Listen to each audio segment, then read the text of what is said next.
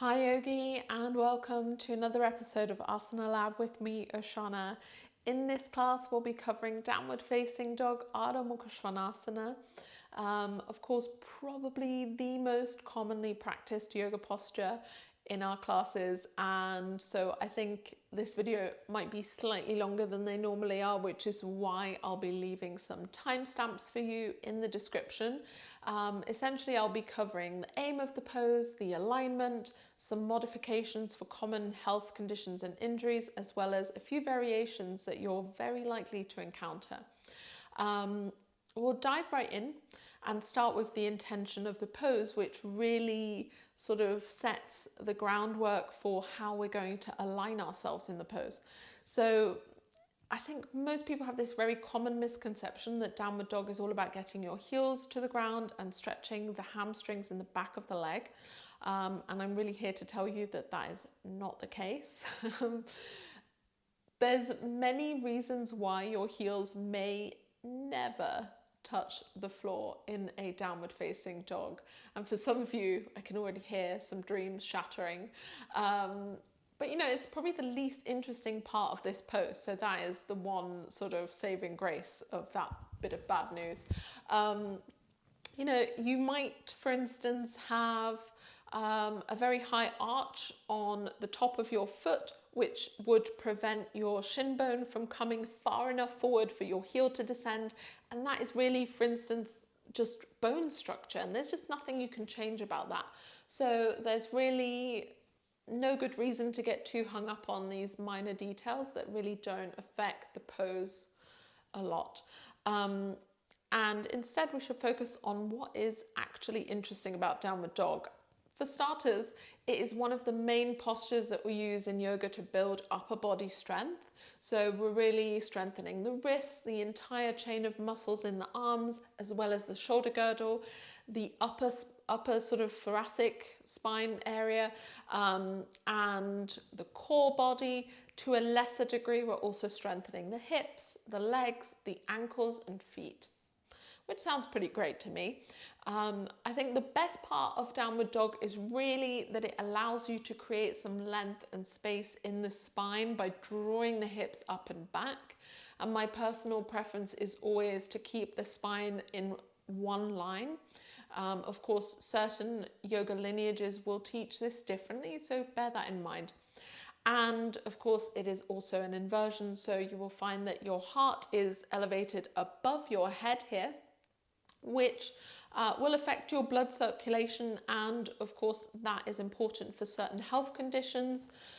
But it also means that downward dog is really the main prep pose for a lot of inversion practice. So if you're into your handstands, you want to get that headstand, downward dog is really the place for you to be and for you to build that strength and awareness of what it feels like to be upside down. Because when you first get there, it's quite discombobulating. So diving into the alignment here, with all of that in mind, of course.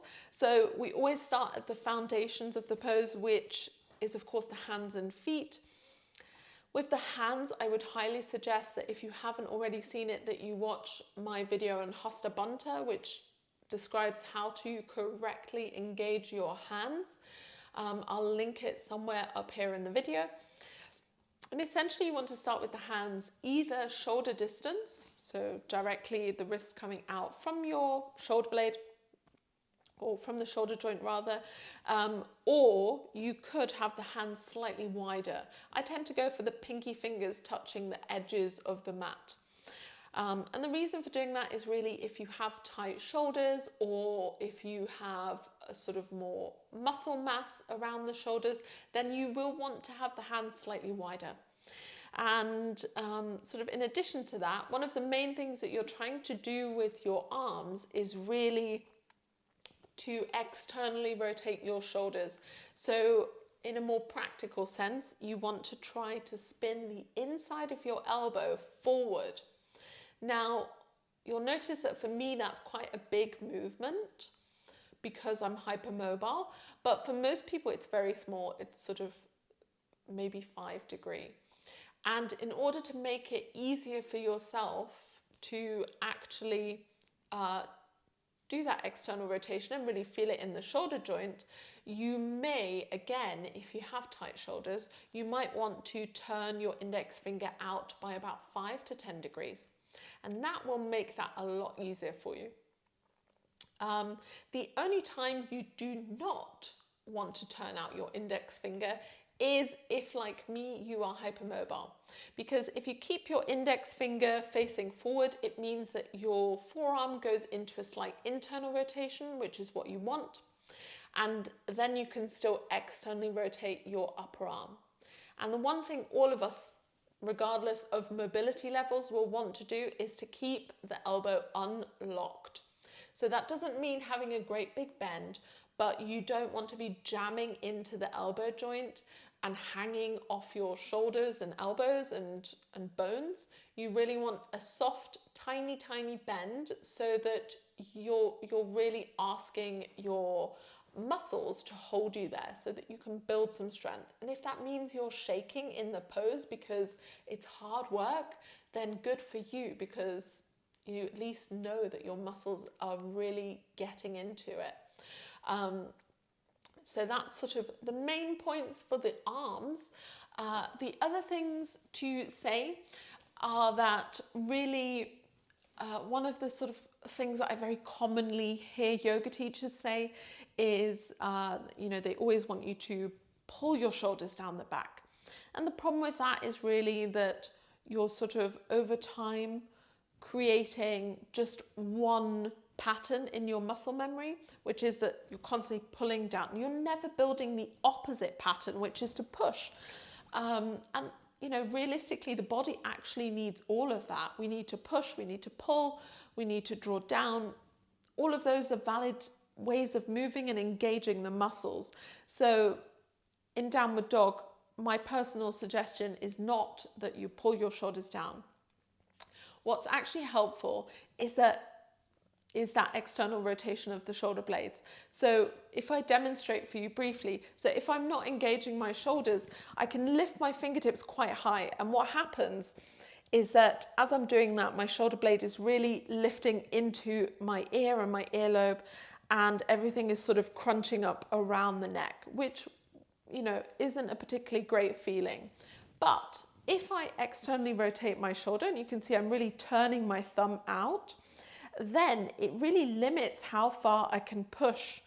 I probably have only about an inch or a couple of centimeters to really lift the shoulder up. And I still have the freedom in my neck to turn and move, and my shoulder is quite far away from my ear.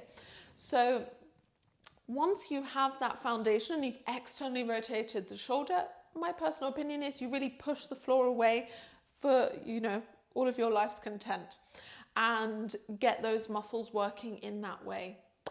The other thing to say is that one thing I very commonly see is that certain students will either really crank their neck up to look up in a downward dog, or allow their head to slouch all the way down with their gaze at the back of the mat. And ideally, you sort of want to think about the ears being right in between your biceps so that you keep the neck in one straight line from the spine. And in terms of the front of the body, again, one very common misalignment in downward dog is that people either slouch too much into their shoulders or have their ribs flaring all the way out here. So what you want to have a sense of, similar to what I've discussed with you in the warrior poses, is that the front of the rib cage is sort of knitting together as if you're drawing the ribs together, so that you create a stronger connection of the front of the body to the back body. And through that, you maintain that long spine, but you're also protecting the lower back in really any pose. So again, we're building that engagement, because that is a vital engagement when you get into your inversion practice, into your handstands, etc. So starting from here, we'll talk a little bit more about the feet and legs. So I'll set myself up in tabletop, which is a perfect time to adjust your legs. So make sure that your knees are directly under the hips. And from there, your feet should also be hip distance, and you can tuck under the toes. And very gently send the sitting bones up and back into downward dog.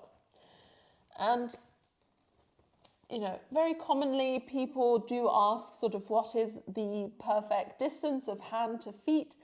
Essentially, my personal opinion, because I'm a vinyasa teacher, I like to keep my postures sort of very fluidly connected. So I want to be able to go from my downward dog into a high plank so that I can lower down for my chaturanga here.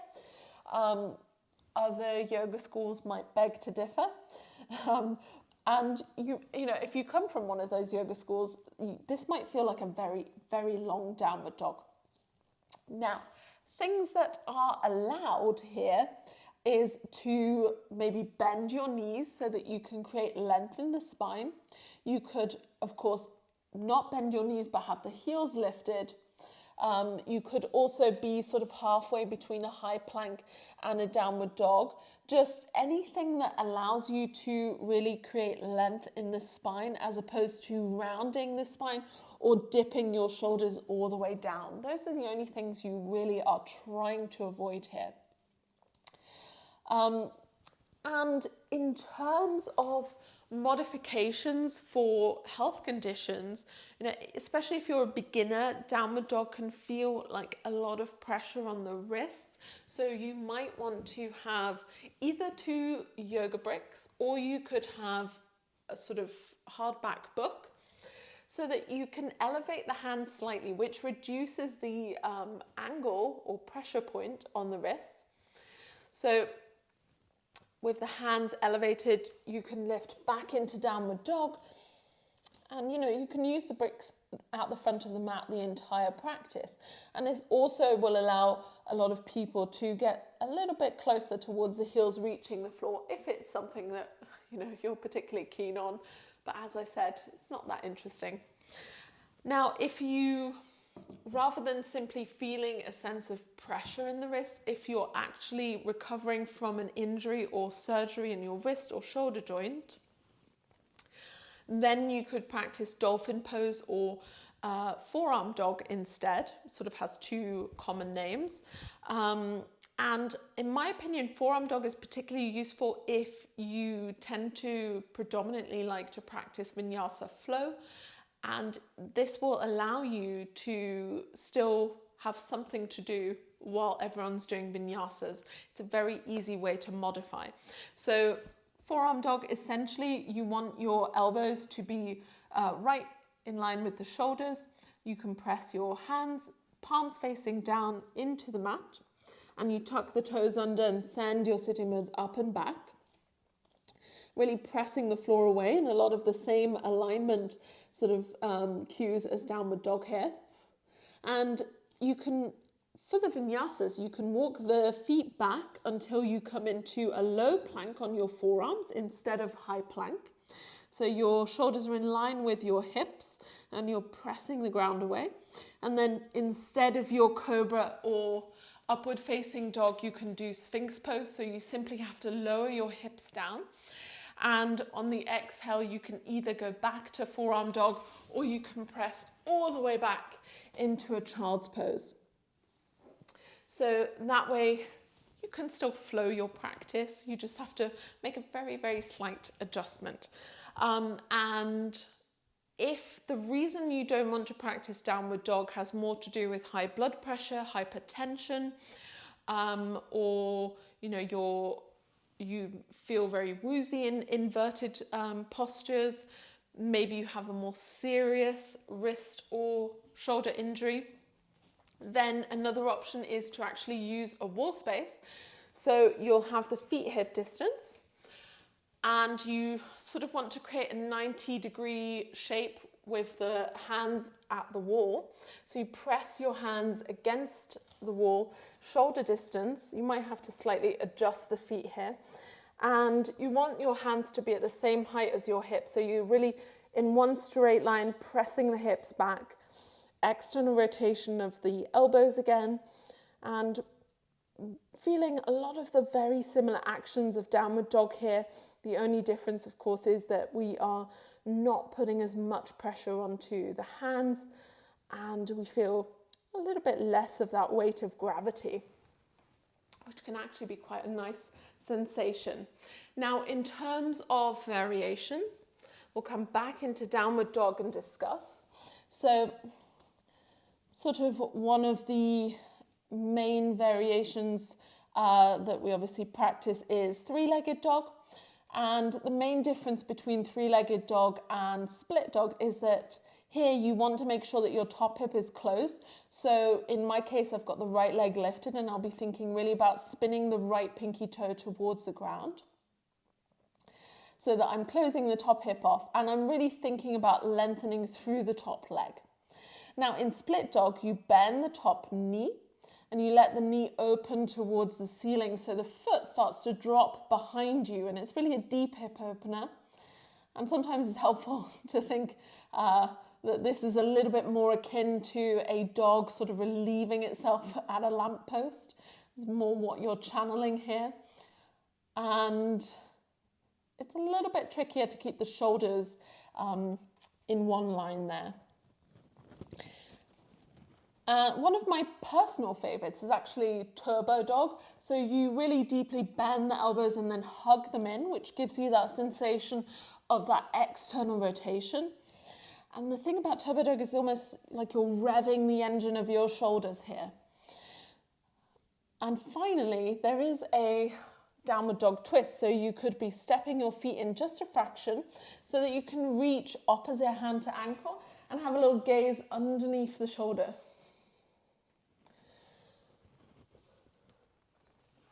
And those are sort of the main ones you might encounter. Of course, hopefully you've found something in this class that was useful to you and your practice. If you have any questions, suggestions for next week's class, then you can leave those in the comments section down below and I'll get back to you. In terms of me, you can find all of my links and social media handles in the description of the video. And if you like the video, please give it a thumbs up, subscribe to the channel, share it with your friends, spread the good word so that we can form a bigger community here. And of course, I'll be back next week and hopefully I'll see you on the mat then, yogi. Have an amazing rest of your week. See you soon. Bye.